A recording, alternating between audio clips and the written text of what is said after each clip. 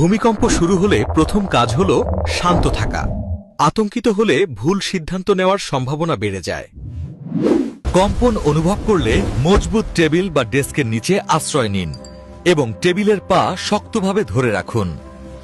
জানালা, কাচের দরজা বা ভারী জিনিসের কাছ থেকে দ্রুত সরে যান, কারণ এগুলো ভেঙে পড়ে গুরুতর আঘাতের কারণ হতে পারে। মাথা ও ঘাড়কে হাত দিয়ে সুরক্ষিত রাখুন, কারণ ভূমিকম্পে সবচেয়ে বেশি আঘাত আসে ওপর থেকে পড়ে যাওয়া জিনিসের কারণে। ভূমিকম্পের সময় কখনোই লিফট ব্যবহার করবেন না, প্রয়োজনে সিঁড়ি ব্যবহার করুন।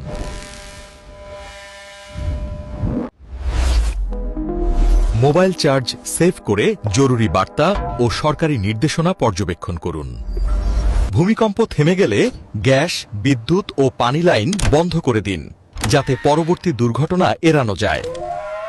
কম্পন থামলে খোলা জায়গায় যান, উঁচু ভবন এবং বিদ্যুৎ লাইনের কাছ থেকে দূরে থাকুন। জরুরি অবস্থার জন্য একটি ইমার্জেন্সি কিট প্রস্তুত রাখুন, যাতে টর্চ, পানি, পাওয়ার ব্যাংক, বাঁশি ও প্রাথমিক চিকিৎসা উপকরণ থাকে।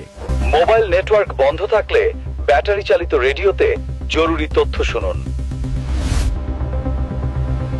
ভূমিকম্পের সময় দৌড়াদৌড়ি করবেন না, শৃঙ্খলিতভাবে সিঁড়ি দিয়ে নামুন।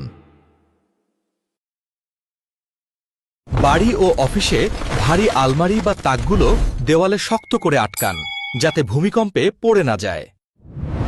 গাড়িতে থাকলে রাস্তায় থামুন এবং গাড়ির ভেতরে থাকুন। বাইরে পড়তে পারে এমন বস্তু থেকে দূরে থাকুন।